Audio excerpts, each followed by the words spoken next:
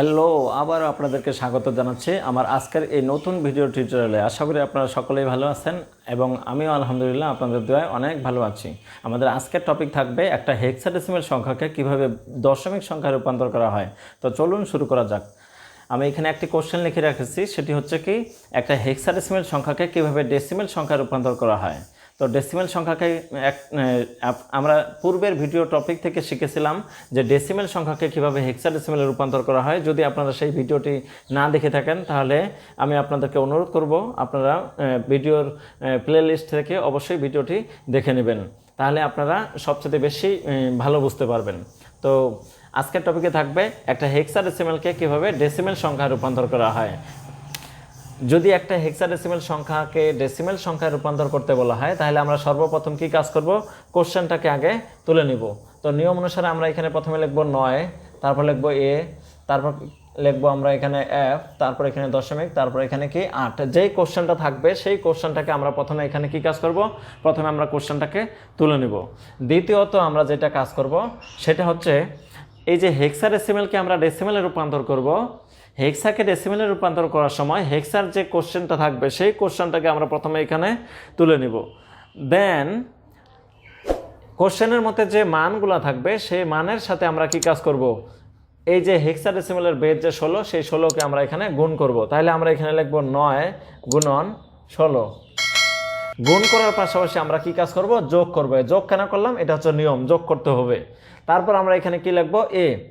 এখন বিষয় হচ্ছে হেক্সাডেসিমালে এর মান কত ধরা হয়। হেক্সাডেসিমালে এর মান ধরা হয় 10। আমরা এখানে a লিখব না, আমরা এর মান ব্যবহার করব। তাহলে যেহেতু হেক্সাডেসিমালে a কে বলা হয় 10, তাহলে এর মান আমরা এখানে লিখব 10 গুণন, আমরা কাকে গুণ করতেছি, বেস কিন্তু 16কে গুণ করতেছি। যেমন এই যে 9 এর সাথে 16কে গুণ করলাম, তাহলে এখানে এর মান হচ্ছে 10, তাহলে আমরা মান বসালাম 10 গুণন, গুণন কিন্তু আমরা এখানে 16 দিব। তারপর আবার যোগ। এবার f, হেক্সাডেসিমাল f এর মান কত, হেক্সাডেসিমাল f এর মান হচ্ছে 15। হেক্সাডেসিমাল f এর মান কত, 15। তাহলে কিন্তু আমরা এখানে হেক্সাডেসিমাল f এর মান বসাবো 15 গুণন কত, গুণ কিন্তু করতেছি আমরা কত, বেজ হচ্ছে 16। আচ্ছা, তাহলে আমরা 9 এর সাথে 16 গুণ করলাম, এর মান 10, 10 এর সাথে 16 গুণ করলাম, f এর মান হচ্ছে 15, 15 এর সাথে 16 গুণ করলাম, এর মান 10, বির মান 11, সির মান 12, ডির মান 13, এর মান 14, f এর মান 15। আমরা জানি হেক্সাডেসিমালে 0 থেকে f পর্যন্ত মোট 16টি সংখ্যা ব্যবহার করা হয়, যে কারণে কিন্তু হেক্সাডেসিমালের সংখ্যার বেস বা ভিত্তি হচ্ছে কত, 16। যাই হোক, তাহলে এর মান 10, আমরা এর মান বসাইলাম 10 গুণন 16 এবং যোগ f এর মান হচ্ছে 15 গুণন বেস হচ্ছে কত, 16। আমরা প্রত্যেকটা মানকে কিন্তু বেস 16 দিয়ে গুণ করতেছি। এরপর এবার কি আছে, দশমিক। আমরা কি এখানে দশমিক দেব না, দশমিক ব্যবহার করা যাবে না। আমরা এখানে কি কাজ করব, নিয়ম মতো আমরা এখানে যোগ চিহ্ন ব্যবহার করব। কি ব্যবহার করব, যোগ চিহ্ন ব্যবহার করব। এবং এখানে যে 8 আছে, এই 8 গুণন কত, 16।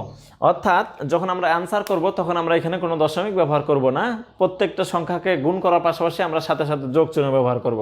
তাহলে এখানে দশমিক দিব না, কিন্তু আমরা মনে রাখবো যে দশমিকটা কোথায় থাকার কথা। 9 এর সাথে 16 যোগ গুণ করলাম, যোগ এর সাথে আমরা 16 গুণ করলাম, এ কোথায় পাইলাম, এর মান হচ্ছে 10, তাহলে 10 গুণন 16, আবার যোগ f এর মান কত, 15 গুণন কত, 16। এইবার দশমিক না দিয়ে আমরা কি দিছি, যোগ দিছি, মানে দশমিক ব্যবহার করা যাবে না, যোগ। তার মানে এইখানে দশমিকটা বসার কথা ছিল, এইখানে দশমিক বসার কথা ছিল। যদি এইখানে দশমিকটা বসে তাহলে দশমিকের সামনে আমরা জানি যারা থাকে তাদেরকে পূর্ণাংশ বলা হয় এবং দশমিকের পরে যারা থাকে তাদেরকে ভগ্নাংশ বলা হয়। তাহলে দশমিকের সামনে এরা হচ্ছে পূর্ণাংশ, পূর্ণাংশ, আর এরা হচ্ছে কি ভগ্নাংশ।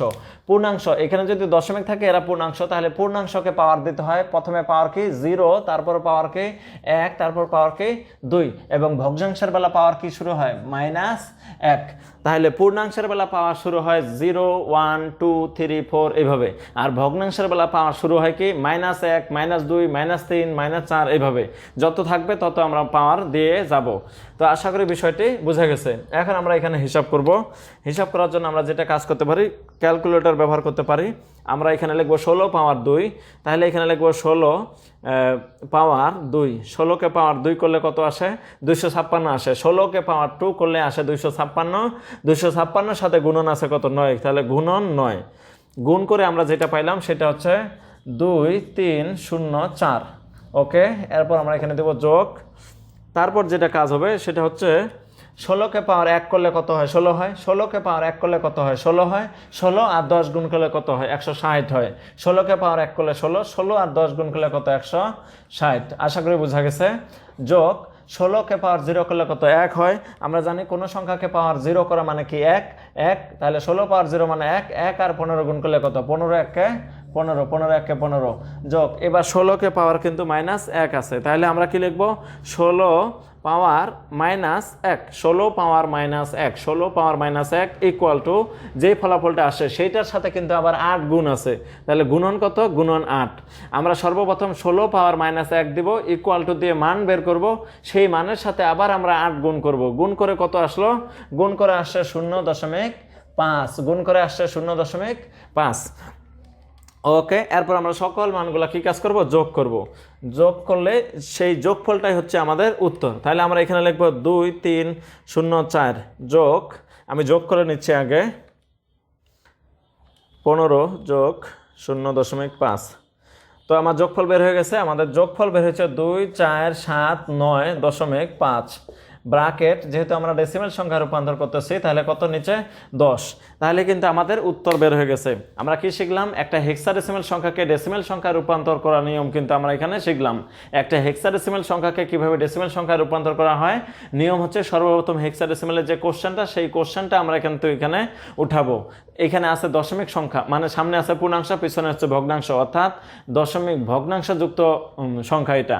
তাহলে একটা হেক্সাডেসিমেল সংখ্যাকে ডেসিমেল সংখ্যা রূপান্তর করার নিয়ম, হেক্সাডেসিমেলের যে মানটা থাকবে সেই মান টোটাল কোশ্চেনটাকে আমরা উঠাবো, দেন প্রত্যেকটা মানের সাথে হেক্সাডেসিমেলের বেস 16 দিয়ে গুণ করব। তারপর আমরা কি কাজ করব? পূর্ণ সংখ্যাকে পাওয়ার দিব 0 দিয়ে শুরু হবে, আর ভগ্নাংশকে কি কাজ করব? পাওয়ার দিব -1 দিয়ে শুরু হবে। তাহলে যেখানে ভগ্নাংশ থাকবে সেখানে আমি বোঝার সুবিধার্থে বলি কি, যেখানে ভগ্নাংশ থাকবে সেইখান থেকে এই যে তীর চিহ্ন ব্যবহার হবে, এইদিকে যাবে এইদিকে, আর ভগ্নাংশের বেলা যাবে কি এইদিকে। তো আমি এই তীর চিহ্ন দিয়ে এইটাই বোঝাচ্ছিলাম যে এই দিক থেকে পাওয়ার দিয়ে যাব, আর ভগ্নাংশের বেলা এই দিক থেকে পাওয়ার দিয়ে যাব। তাহলে এফ এর সাথে যে বেসটা যুক্ত হয়েছে সেই বেজের সাথে আমরা কি দিব? পাওয়ার 0 দিব। তাহলে প্রথমটাতে পাওয়ার 0, তারপরটাতে পাওয়ার 1, তারপরটাতে পাওয়ার 2, তারপরে থাকলে পাওয়ার 3, তারপর থাকলে পাওয়ার 4, এইভাবে দেব। আর ভগ্নাংশের বেলা কি দেব? প্রথমটার সাথে আমরা দেব পাওয়ার -1, তারপরে দেব পাওয়ার -2, পাওয়ার -3, পাওয়ার -4, এইভাবে আমরা কিন্তু দিয়ে যাব। তো আশা করি বিষয়টি বোঝা গেছে। আমরা এখানে আরেকটি ম্যাথ শিখব এই বিষয়টিকে ক্লিয়ার করার জন্য।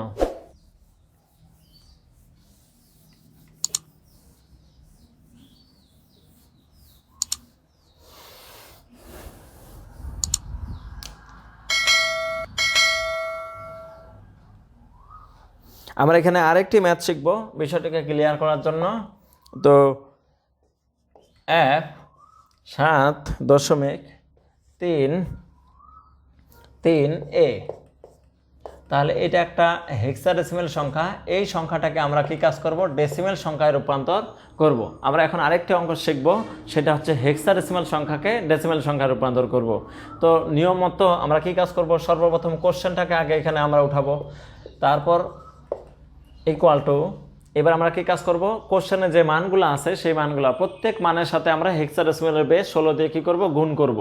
তাহলে প্রত্যেকটা মানের সাথে আমরা 16 দিয়ে গুণ করি। এখন এখানে এফ আছে, এফ গুণন 16কে দেব? অবশ্যই না। এফ এর মান, হেক্সাডেসিমেলে এফ এর মান কত? হেক্সাডেসিমেলে এফ এর মান হচ্ছে কত? 15। হেক্সাডেসিমেলে এফ এর মান 15। যদি হেক্সাডেসিমেল এফ এর মান 15, এর মান হেক্সাডেসিমেলে 10, এই বিষয়গুলো যদি আপনারা না বুঝে থাকেন তাহলে আমার পূর্বের ভিডিও টিউটোরিয়াল থেকে একটু দেখে নেন, যে ভিডিওতে আলোচনা করা আছে যে সংখ্যা পদ্ধতি কত প্রকার, কি কি বিস্তারিত সেই টপিকে আলোচনা করা আছে। আপনারা যদি সেই ভিডিওটি দেখে নেন তাহলে আশা করি আপনারা সংখ্যা পদ্ধতি সম্পর্কে আর কোনো সমস্যা থাকবে না। তাহলে এফ এর মান 15 গুণন কত? 16, গুণন 16, এরপরে যোগ, এবার 7 গুণন কত? 16, 7 গুণন 16, দশমিক আমরা ব্যবহার করি না কিন্তু যোগ চিহ্ন ব্যবহার করব। এরপর 3 গুণন কত? 16, 3 গুণন 16, আবার যোগ, এবার এর মান কত? এর মান হচ্ছে 10 গুণন কত? গুণন 16, এর মান 10 গুণন 16, এর মান 10 গুণন 16। এরপর আমরা যেটা কাজ করব, পাওয়ার ব্যবহার করব। তাহলে আমি কি নিয়ম শেখাইছিলাম? এই যে দশমিক যেখানে থাকে সেই দিক থেকে কিন্তু পাওয়ার এইদিকে দিতে হয়, আর ভগ্নাংশের বেলা পাওয়ার কিন্তু এইদিকে দিতে হয়। তাহলে প্রথমটার পাওয়ার কি দিতে হয়? 0, তারপরটা কি? 1, তারপরটা কি 2, তারপরটা কি 3, এইভাবে। আর ভগ্নাংশের বেলা কি দিতে হয়, বাম পাশ থেকে পাওয়ার দিতে হয়। প্রথমটা হচ্ছে -1, -2, -3, এইভাবে। তো আমরা এখন নিয়ম মতো পাওয়ার ব্যবহার করব। তাহলে এই যে 7-এর সাথে কে গুণ হয়েছে 16, 16-এর উপর পাওয়ার কি দেবো 0। তারপরে এফের সাথে কে গুণ হয়েছে, এফ মানে 15, 15-এর সাথে 16 গুণ হয়েছে, তাহলে এটার উপর পাওয়ার কত দিব, প্রথমটা যেহেতু 0, দ্বিতীয়টা কি তাহলে 1।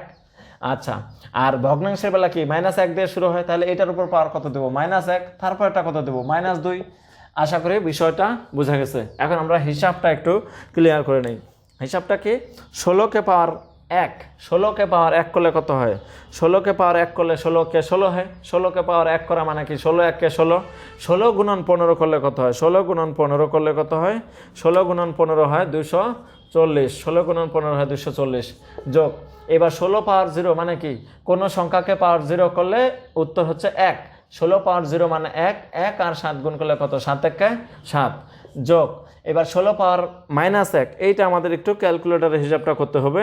তাহলে এইখানে আমরা কি লিখবো, 16 পাওয়ার -1, 16 পাওয়ার -1 ইকুয়াল টু যে ফলাফলটা আসে সেইটার সাথে আবার 3 গুণন 3 গুণ করলে যেটা আসলো সেটা হচ্ছে 0.1875, 1875।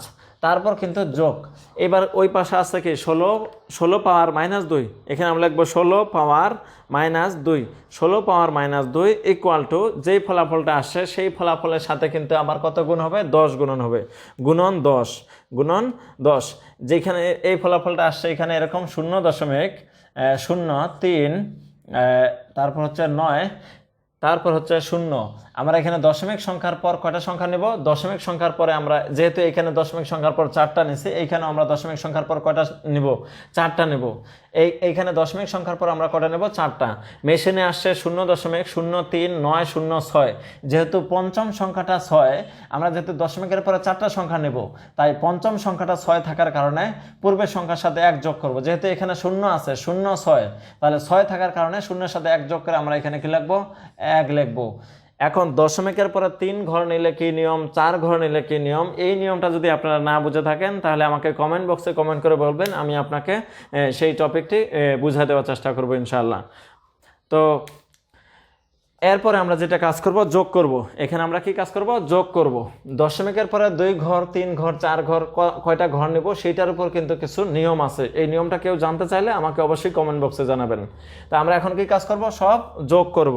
সবগুলো যদি আমরা এখানে যোগ করি তাহলে কি, সর্বপ্রথম 240, তাহলে 240 যোগ, তারপর কত 7 যোগ, তারপর কত 0.1875, তারপর যোগ 0.0391 ইকুয়াল টু, আমি কিন্তু আমার ইচ্ছা আমি দশমিকের পরে 2 ঘর নিতে পারি, 3 ঘর নিতে পারি, 4 ঘর নিতে পারি, 5 ঘর নিতে পারি, ইচ্ছা, ঠিক আছে।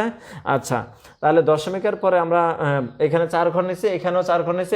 এখন সব যোগ করে আমাদের যোগফল কত আসে, সব যোগ করে আমাদের যোগফল আসে 247.2266 এবং ব্র্যাকেট যেহেতু আমরা ডেসিমাল সংখ্যা রূপান্তর করলাম তাহলে বেস কত 10। আমাদের কিন্তু কাঙ্ক্ষিত অ্যান্সার বের হয়ে পড়ছে।